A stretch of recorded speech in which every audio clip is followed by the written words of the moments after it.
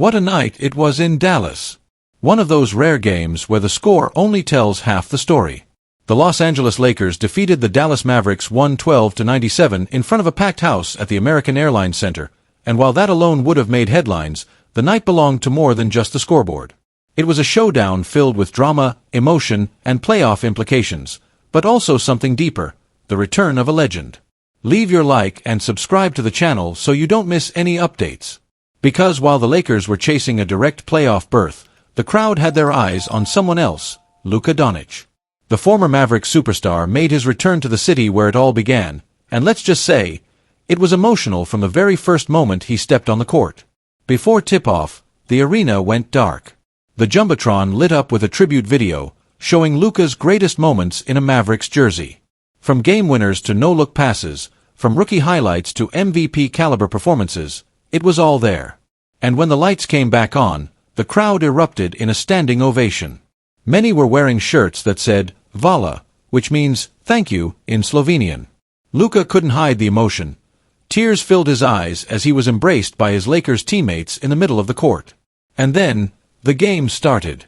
From the first possession, you could tell Luka had something to prove. He was locked in, aggressive, and completely dialed in. He scored 14 points in just the first quarter alone. Every shot he made was met with cheers, not boos. Yes, even though he was wearing the purple and gold. The Dallas fans were here to see their guy, and he was delivering. But while Luka was carrying the emotion of the night, the Lakers were focused on business. They knew what was at stake, a chance to finally escape the play-in and secure a spot in the top 6 of the Western Conference standings. After falling behind early, Austin Reeves gave the Lakers the spark they needed. With a powerful dunk, he flipped the momentum and gave LA the lead for the first time. From there, it became a back-and-forth battle. Luka pushed hard, finishing the first half with an unreal 31 points. But even with the Lakers struggling defensively in the paint, they managed to hold the lead going into the break. Usually, it's the third quarter that haunts the Lakers. We've seen it too many times. The energy dips, the offense stalls, and the lead disappears. But not tonight. This time, they came out focused, locked in, determined. But still, Dallas wasn't going away. Late in the third, the Mavs turned up the intensity. Kyrie Irving, who had been quiet for most of the night, started to find his rhythm. He sank a couple of tough shots and ignited a run that brought Dallas within striking distance. And then came the fourth quarter, 12 minutes that would define the night. The Mavericks briefly took the lead a couple of times. The crowd, already electric from Luka's performance, erupted with every bucket. But no lead was ever bigger than 2 points. The Lakers knew they couldn't afford to let this one slip. And once again, LeBron answered the call. With the pressure mounting, LeBron took control. He slowed the tempo, surveyed the defense, and attacked. He found his spots, hit his shots, made the right passes. His veteran poise kept the Lakers steady. And just when it seemed like the game could go either way, Luka Doncic delivered what would become the dagger. Yes, the man of the night, the former Mavericks star, sealed the win for the Lakers with 7 consecutive points in crunch time. A three-pointer over a double team. A mid-range fadeaway. And then, driving past his former teammates for a smooth finish at the rim. Luka didn't celebrate. He didn't flex. He didn't shout. Instead, he just looked around the arena, took it all in, and let the moment speak for itself. By the time the final buzzer sounded, Luka had scored 45 points. And even though he did it wearing a Lakers jersey, the Dallas fans couldn't hold back. The entire arena stood again, chanting his name. Luka. Luka. Luka. It wasn't just a tribute, it was a homecoming. And one no one in that building will ever forget. But beyond the emotion, this win mattered. With it, the Lakers reached 49 wins in the regular season and officially locked in a direct spot in the NBA playoffs. No more play-in stress, no more one-and-done pressure. After 2 straight seasons of fighting their way through the play-in tournament just to make it to the postseason, the Lakers are finally back in control of their own destiny. They now sit firmly in 3rd place in the Western Conference standings. And their first-round opponent? The Golden State Warriors. Yes, the rivalry is back. LeBron versus Steph. A rematch of last year's epic playoff series. 2 dynasties. one ticket to the next round. But tonight, none of that mattered more than what we witnessed in Dallas. An emotional return, a historic performance, and a team that's starting to look ready for a deep playoff run. The NBA has made it official. Luka Doncic's second technical foul, the one that led to his ejection in the fourth quarter against the Thunder, has been rescinded. That's right.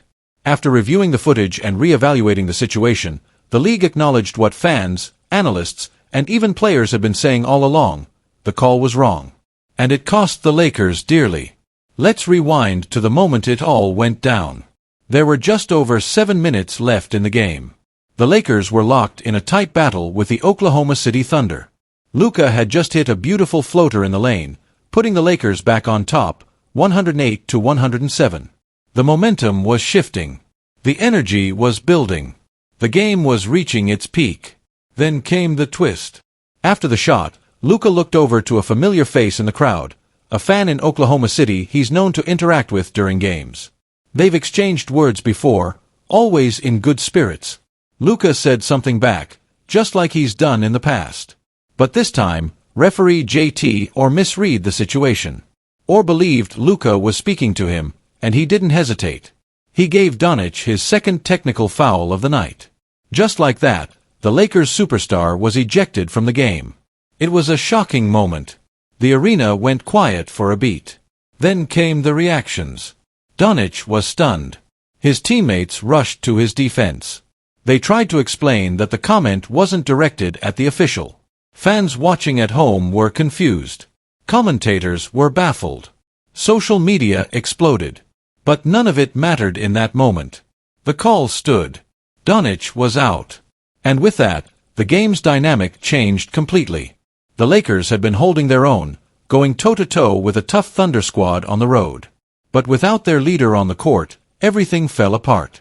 Oklahoma City closed the game with a dominant 29-12 run, turning what had been a nail-biter into a double-digit win. And the Lakers? They were left wondering what could have been. Now, we all know basketball is a game of momentum. One call can shift everything. And in this case, it did. Luka's presence, his leadership, his ability to control the tempo, all of that was taken off the court in a flash. Sure, maybe the Lakers still lose that game even with Doncic playing all 48 minutes. But we'll never know. And that's what hurts the most, the what if. After the game, Luka addressed the ejection. I've never gotten a fan ejected. Never. But if someone's gonna talk to me, I'm gonna talk back, like I always do. That had nothing to do with the ref. So I really didn't understand what happened. His tone was calm. But behind the words, you could sense the frustration, the disbelief. This wasn't just about one game, it was about fairness, about how thin the line is between competition and controversy. The NBA's decision to rescind the technical was the right one. They corrected the mistake, on paper. But let's be honest, it doesn't erase what happened on the court. It doesn't give the Lakers back those 7 minutes. And it doesn't take away the sting of knowing they had a real shot, and it slipped away because of a misunderstanding. Now, the Lakers are doing what all great teams do, they're moving forward. No time to dwell. No time to look back. Just when it seemed like the Los Angeles Lakers had completed their major roster overhaul with the blockbuster addition of Luka Doncic, another headline starts to heat up the NBA rumor mill. According to multiple reports, the Lakers are now eyeing another big-time name to potentially form a new Big Three alongside Luka Doncic and LeBron James. And that name? Kristaps Porzingis. Yes, the 7'3" Latvian star who's currently with the Boston Celtics. A player known for his unique combination of size, shooting, and shot-blocking ability. Someone who, if healthy, could complete a fearsome trio in LA. But let's rewind a bit first. The trade that brought Luka Doncic to the Lakers was a massive move. It gave the team one of the most skilled offensive players in the league, a top-tier scorer, passer, and playmaker.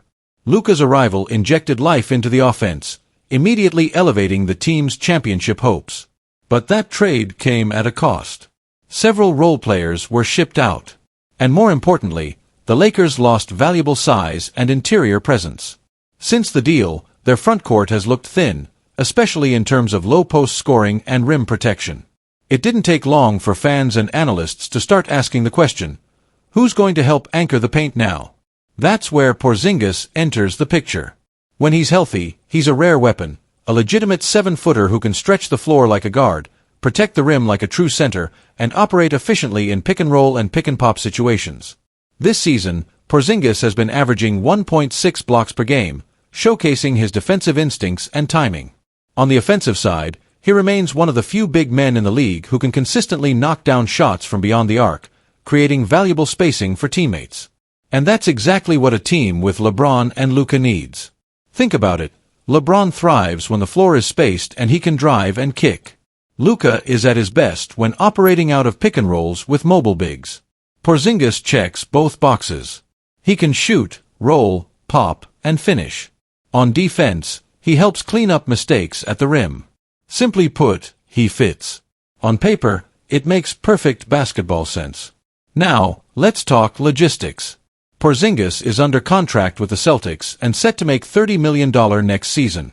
So how could the Lakers possibly make this work?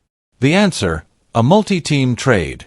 The rumored scenario would involve Los Angeles acquiring Porzingis, Boston receiving future draft picks and expiring contracts, and a third team stepping in to absorb salary filler to help balance the financials. It's not easy. It's not guaranteed. But it's definitely possible, and Rob Pelinka has pulled off crazier deals before. But let's be fair, there are risks. Porzingis has a long history of injuries. Last postseason, he missed most of the Celtics' playoff run due to a torn meniscus and calf strain, limiting him to just 7 games. That said, when he returned to the court, his impact was undeniable. He was a key piece on both ends of the floor, a presence that changed games. So here's the real question: is he worth the gamble? For the Lakers, the answer might just be yes. LeBron James isn't getting younger. Time is ticking. The window to win another championship is still open, but it won't be for long. And the organization knows it. They've already gone all in on Luka Doncic, positioning him as the future face of the franchise. Adding a player like Porzingis would give them a complete trio, one that's versatile, balanced, and capable of matching up with any team in the league. Picture this: Luka orchestrating the offense, LeBron doing LeBron things, facilitating, attacking, leading, Porzingis stretching the floor, blocking shots, and anchoring the defense. That's a modern big three built for today's NBA. Size, skill, and superstar power, all in one lineup. Of course, nothing is official yet. It's all speculation for now. But where there's smoke in the NBA, there's usually fire. And the Lakers? They're always cooking something behind the scenes. If this move does happen, it would send shockwaves across the league, and instantly push the Lakers back into the conversation as title favorites. So now it's your turn. Do you think Porzingis is the right fit? Should the Lakers take the risk and complete this big three? Can this trio bring another championship to LA? Let us know in the comments below. And if you want to stay up to date with every twist and turn of this developing story, make sure to like this video, subscribe to the channel, and turn on those notifications. Because the off-season might just be getting started. And the Lakers, they're not done yet.